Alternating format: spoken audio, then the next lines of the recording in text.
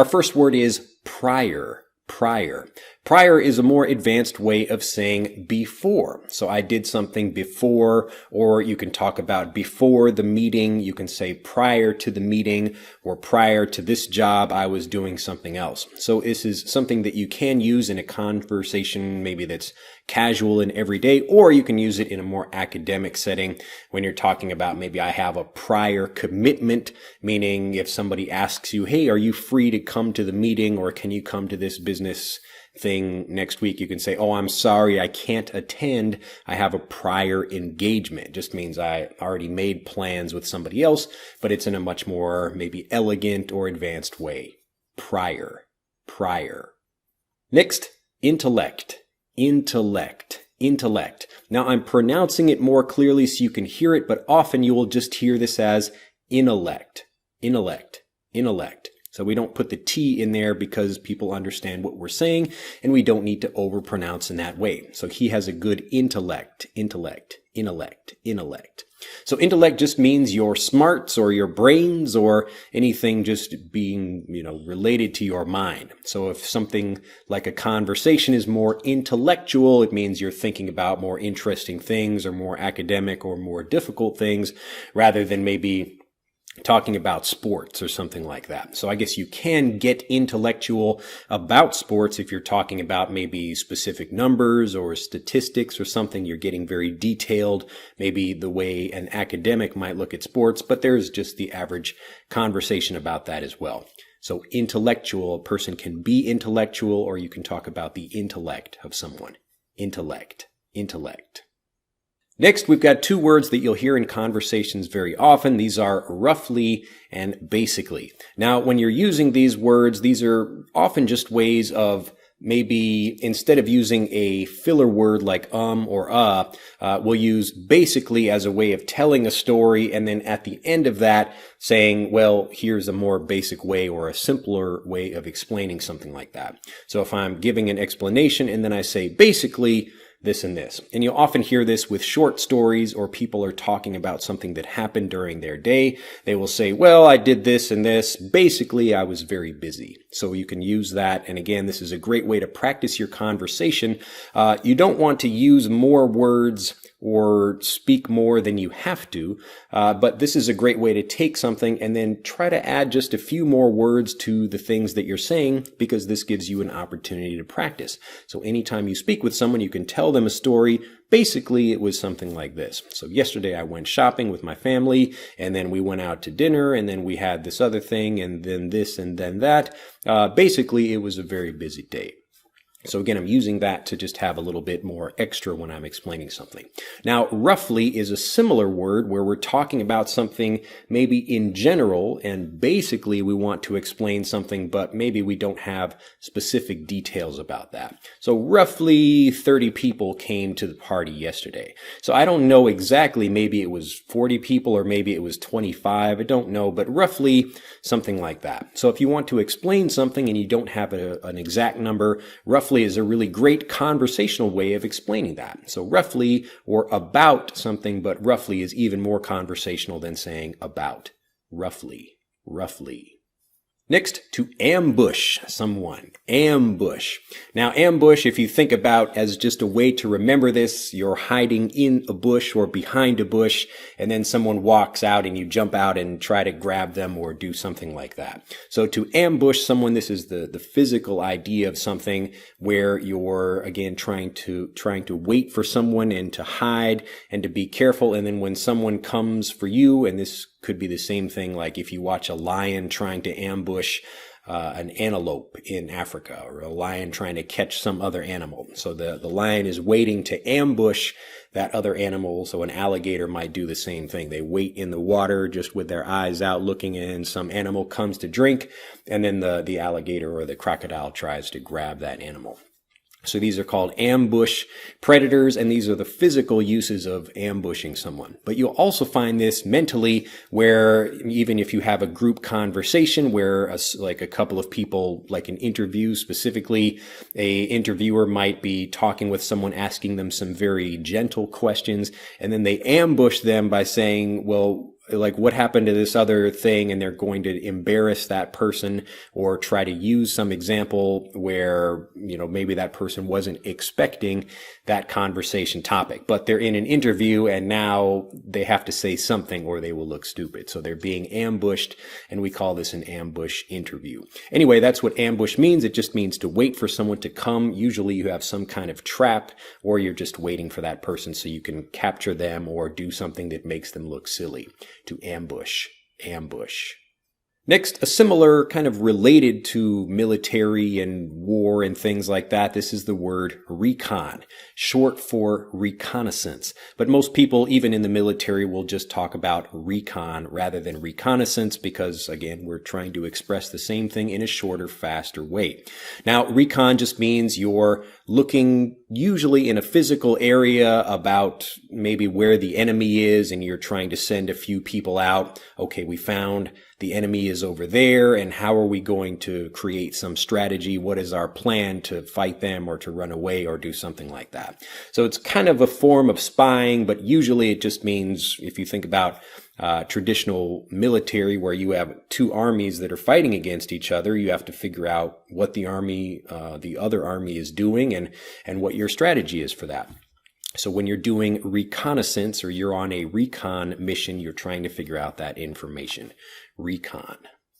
Next, to be in charge. In charge. This is another fantastic conversational way of saying that you have some kind of authority in a situation, or you are the top person, or you are responsible for taking care of other people. So if the police come and there's a problem at a party, they will say, okay, who's in charge here? Or at a company, you might say, who's in charge of this division? And this is a more casual and conversational way, even in a more academic or professional setting, where you're talking about who is the top person or who is the person who's leading this or has responsibility. So to have, take charge of something, or to be in charge of something, to have that charge. You can think about charging also like charging a battery, but this is a different meaning of that same word. So you are in charge of something when it's your responsibility for it. To be in charge of something. In charge. Next, an interesting word, peculiar, and I'm saying it in a slightly funny way or a different way to get it into your memory more. So practice saying that with me now, peculiar. So peculiar actually is a word that means strange or odd or weird in some way, and it's a more advanced way of saying strange or weird. So you can say, wow, I have a very peculiar feeling about this maybe haunted house or something that I'm in. I don't know why. Something is a bit peculiar about this. So you can say something is strange, like a young child may say, well, that's strange, or that's weird, or that's odd. But a more maybe intellectual way, using that intellect way of expressing this, is to say something is peculiar. Next, specialty and speciality. Now, because we do help lots of people around the world, some people are living in the United Kingdom, some people are living in America, or, Australia, or wherever else they happen to be, there will often be words where it will be the same word and the same meaning, but maybe it's pronounced in a slightly different way or even spelled differently, and there's no other reason than it's just because of the country. So in America, we would talk about a doctor's specialty where you have a particular focus, and more often you will hear in the UK or other places like Australia, you would hear speciality. So in America, we would say specialty. My specialty is heart surgery, or I'm a heart doctor or an eye doctor or something. But in the UK, you would say, okay, my speciality is something like that. Now, maybe everyone doesn't do this. You might hear speciality in America, but typically it's just specialty. And again, it's because we want to express it faster and easier to say. Specialty, speciality. Next, to hack something. Now, this is a word that's become very popular, especially with the dawn of, or the creation of, the rise of technology. And you have a lot of people who are trying to either take something and break it down to use it in a different way, or a way that maybe they should not be using it, or they are trying to build something where maybe they don't have the best pieces, but they want to make something that does some kind of job. So you can talk about hacking something together, or to hack something means to break into it. Hopefully you can, or I guess if you want to do something bad, like hacking into somebody else's computer where you steal their information. But again, hack means in this way, we're talking about just specifically for this meaning where you're trying to break into something, either for a good purpose or a bad purpose, or you're trying to figure out a way to connect a few things in a way that maybe they weren't intended to do. So maybe, if you have a website, and you have to use a couple of different programs to do something, you have to hack together a solution for something like that. Or maybe you have a business where we're trying to produce a certain product, but we don't really have the right equipment for that, so we had to hack something together. So it just means you're having to build something or make something that might not be perfect, but it's able to solve your problem. Hack.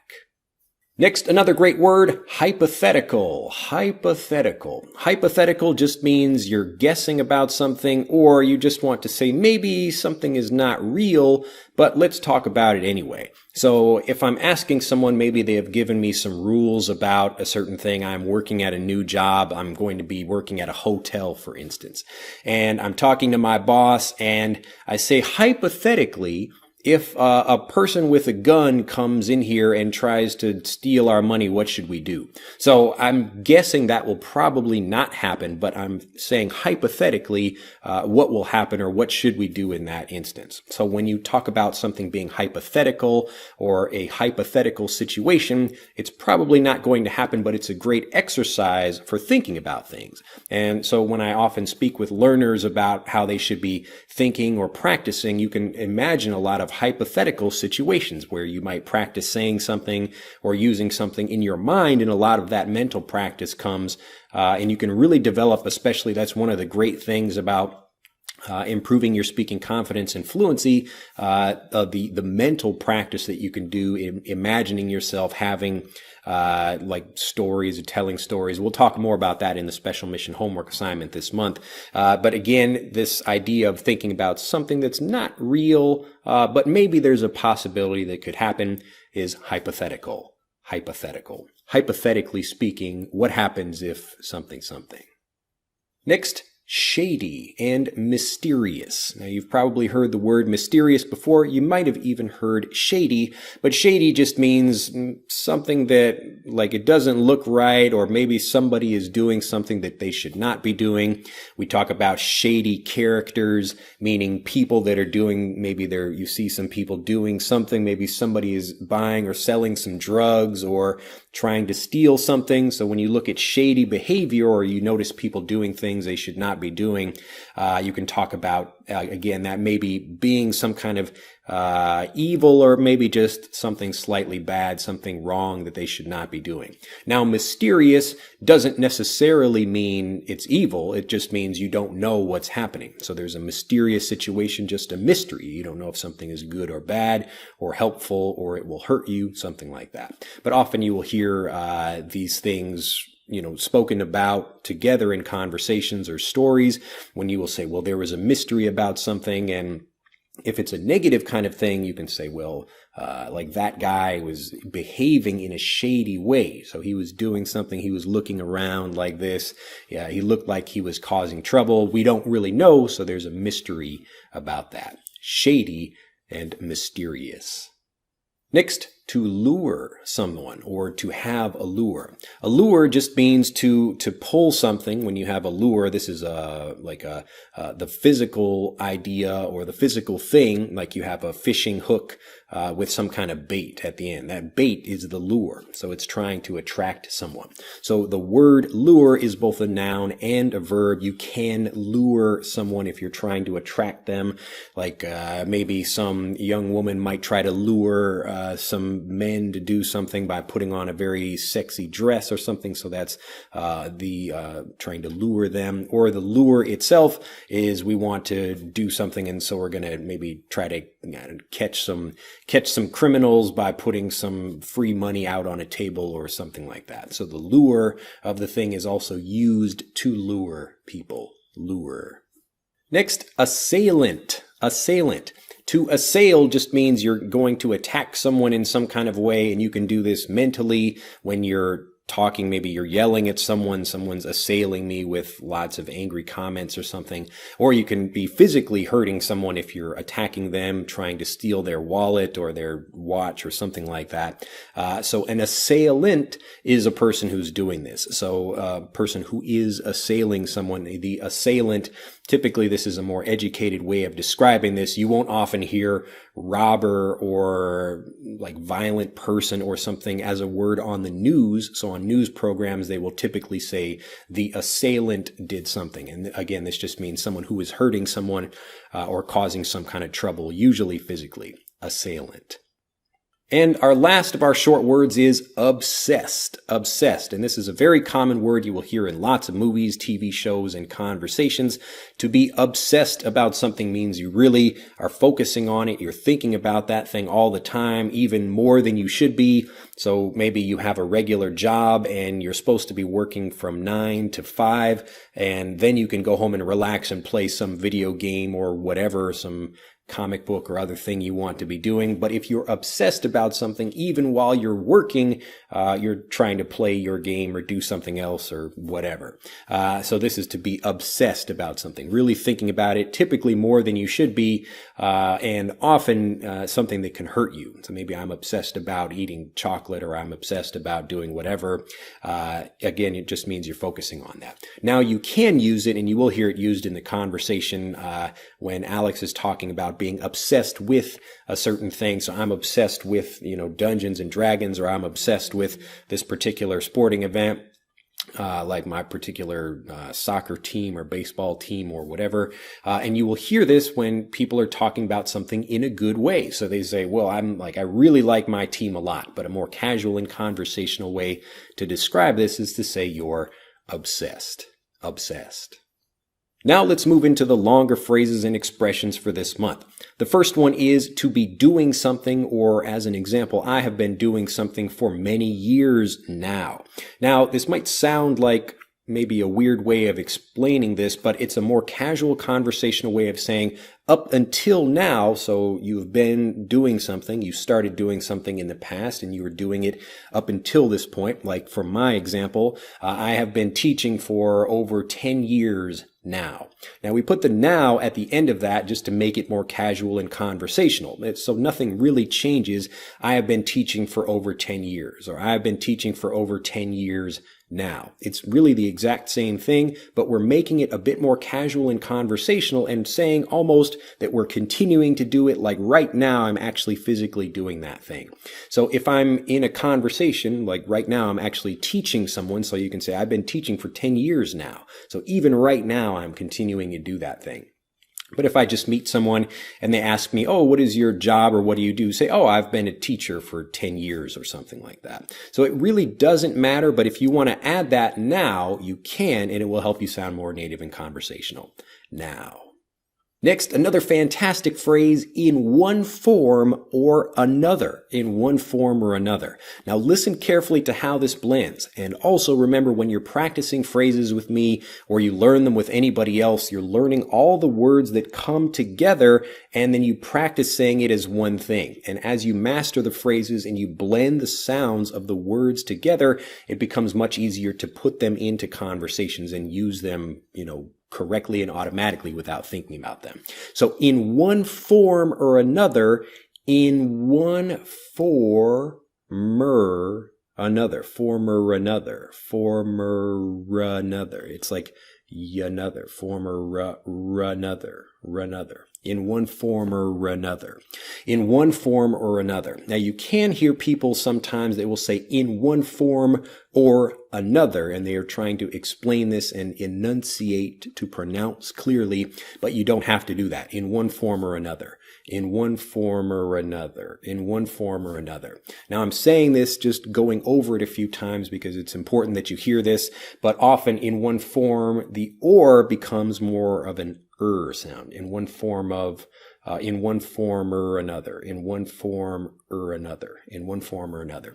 Now the meaning of this just means you might have something that's shown or expressed or seen in multiple ways. So you have like maybe the government could be in one form or another, but it doesn't really matter to the individual people working on some farm or something like that. So you might have like a company, or you might have, there are really lots of different examples that you could use for that. But it's, again, just talking about a relationship where you have one thing that could be in many different ways. So I've had jobs working with animals in one form or another for many years. So maybe I was a zookeeper and I worked at a circus and I worked as a veterinarian. So in one form or another, you're looking at the way these things are compared. So each one of these specific jobs that I've had is about animals or related to animals. So I've worked with animals in one form or another for many different years. And you'll sound much more native and conversational if you can express it in this way. So in one form or another.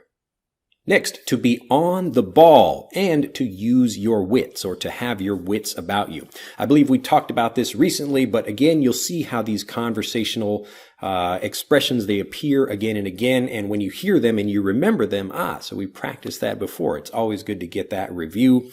So to have your wits about you or to keep your wits. Remember, your wits are just being smart and in general also just being aware of your surroundings. So maybe if you're very tired or you're maybe thinking about something and you don't notice the world around you and it's maybe a dangerous situation, you need to keep your wits about you. So you need to focus and listen and pay attention to where you are and not be thinking about sitting on a beach in your head, something like that. So to keep your wits about you just means you're, again, being aware of your surroundings. And of course, on the ball just means in a similar way, imagine yourself like standing on a ball like that. This is a good way to remember the phrase. But if you're not focusing on that, trying to balance, then you will fall down. So it's also being on the ball about something. It's also from baseball where you can talk about like a baseball reference of the ball being hit to you and you're on the ball. So I'm going to, be the person to catch that and I'm focusing. So if a ball is coming at you very quickly and you're not paying attention, you're going to get hit in the head. So keeping your wits about you or being on the ball means that you're focusing on something and you're ready for it. Next, to talk about something being capable, or you can explain what something is capable of. So maybe my friend can do something. I can say that, so my friend can do something. But if you want to express this in a more educated way, you can say someone is capable of doing something. Often you will hear this maybe at a parent-teacher meeting. So usually a couple of times a year, parents will come to a school, and maybe this is happening in your country or wherever you live.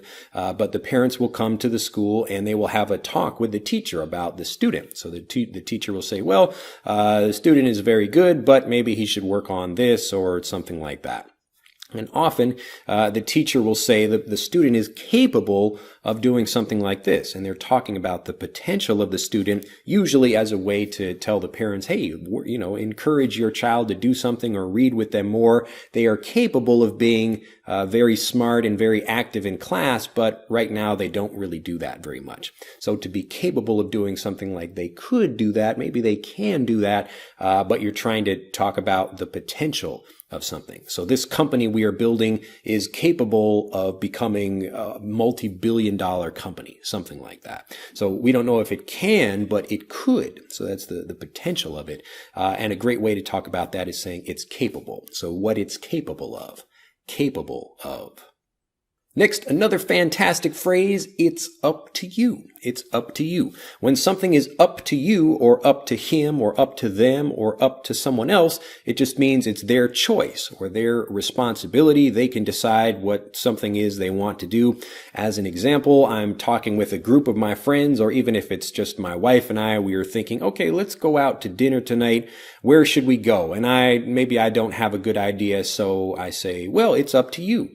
It's up to you. It's up to you. Now, you will often hear this as up to you, up to you, up to you, up to you, up to you. And again, I'm pronouncing it quickly because when native speakers say this, they say it as one thing, up to you, up to you. It's almost like a D sound, up to you, up to you. But the D is very quiet. Now, people understand this phrase when they hear it and they know in this situation, people will be using that, so this is why you don't have to pronounce things so clearly. But if you sound more like a native, when you do pronounce things like this, again, trying to say the whole phrase like it's one word, up to you, up to you. So where should we go for dinner tonight? I don't know. It's up to you. It's up to you. Now, let's talk about for example. And in a native conversation, people often say the word say as an example of this. So if I want to give an example, say I'm out at the park and it starts raining. What do I do? So I begin that sentence with say. Say it's 2:00 and I'm looking for something to eat in your town. Where would you go? So as an example, I could use the phrase as an example or for example, but it's much faster if I just say. So say I'm in the middle of a forest at night and there's a bear coming at me. What should I do? Or I'm giving an example or asking for some kind of help. I'm giving a hypothetical situation when I'm using the word say. So something, say, or let's say that something. So let's say that I'm in the middle of the forest and a bear tries to attack me. What should I do? So let's say. So let's say meaning us, like let's make this hypothetical situation. But asking for an example or giving a guess or saying here's a potential situation, we often just use say or let's say. Next, to keep an eye out or to be on the lookout. Often you will get phrasal verbs, and these are things like pick up, put down, turn over, where we're taking two or more words and putting them together to make a more interesting expression, like hanging up the phone. And we use the word hang up or the phrasal verb to hang up because in the past, phones would be up on the wall, or they would be maybe kind of sitting on a table like this, and you would hang something, you would put the receiver up on the phone and you would hang up the phone. Now we just push a button on the phone, but we call that hanging up. Anyway, when we take something like this, we have a phrasal verb, which is two different words. They come together to make one phrase called a phrasal verb. So something like hanging up the phone. Again, I gave that example before. But when we put those together, we can make a phrasal noun. We can make a whole new word out of something. And that's kind of the history of how these things often work. You have an idea. What is this? You were hanging something, but moving your hand up. And so, okay, we'll call that to hang up, like you hang up your jacket. We could say, hang my jacket over there, but it just sounds more conversational to say hang it up. So we're trying to be more specific, like put the jacket over there, hang it up over there. But then we get things like to look out for someone. So the phrasal verb would be, I'm looking out for someone. But then you get a phrasal noun, or we just get a whole new word like lookout. So we're combining these things like look and out. So I'm not just looking, I'm looking out for people. I'm being more specific with my language. And this is why people use phrasal verbs and why you can create your own phrasal verbs as you learn more about them. So this is what we teach in our visual guide to phrasal verbs as well. If you do not have that program, it's fantastic.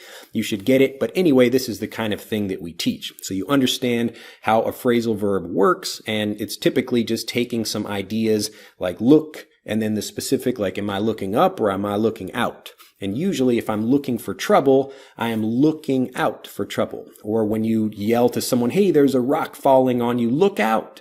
Look out. It means trouble, warning, caution, look out. But again, we can take these words and put them together to make look out. So I am on the lookout for a particular person or looking out for any trouble. Look out. Next, another way of explaining some kind of casual conversational phrase or something that's typically used, like the word how, but in a more casual and conversational way, is what makes. So what makes something good? So you could say, here's sentence one, how is this thing better than that thing? So how is this television better than that television?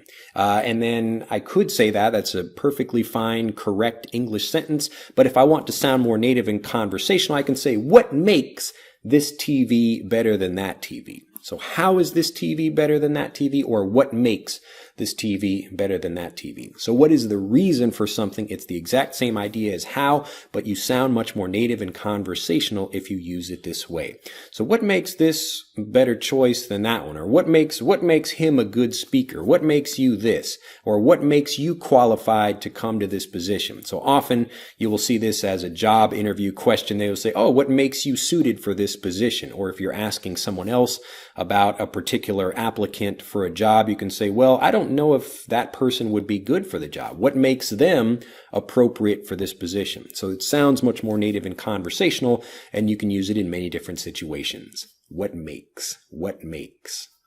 Next, to manage to do something. To manage to do something. This is a fantastic phrase. I believe I've covered it before. Again, listen for these. When you hear something and you notice it again, you should be excited about that and use this as an opportunity to review something. So again, I'm talking about like managing to do something. It typically just means like I could do something, but maybe not perfectly, or it was difficult, or I almost didn't do it.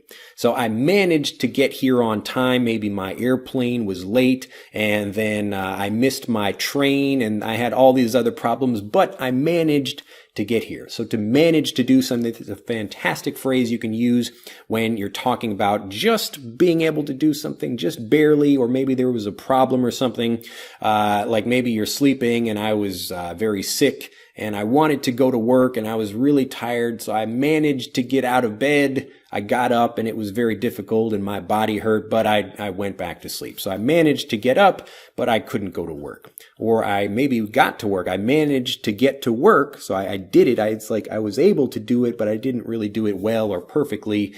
But then I had to come back home because it was just too difficult for me to manage to do something. Next, another fantastic phrase, to let something go or to let something slide. Now, when you let something go or let something slide, this is a more conversational way of saying you forgive someone, or maybe you just ignore something.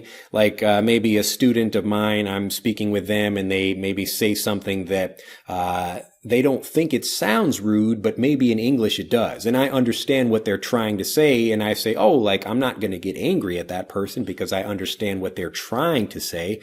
So I let it slide. I let it go. Like maybe something is coming at me like a phrase or something, and I just let it slide. I let it go. So I let it go past me and I don't stop and maybe you can think about catching that phrase and getting angry about it. I just let it go. So often, maybe sometimes people just get angry at you or something happens, and you could stop and think about that for a long time and get very angry about it. And okay, I'm going to think about this for a long time. Or you just let it go. Like that song Frozen, like let it go. I'm not a very good singer, but anyway, that's a different kind of meaning of let go. Like when you're, like, I don't want to confuse you too much, but in that way, you're letting it go. Like you don't worry about, how other people think about you, or you're not going to worry about, something other related like that. But that's just, to let it go. But if someone is thinking about it, you want to forgive or forget about something, that's also to let it go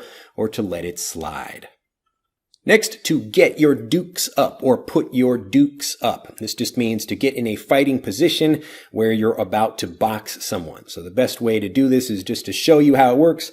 Put up your dukes. So these are my fists. I'm going to fight someone and get in a position maybe to defend myself or to attack someone. Put up your dukes.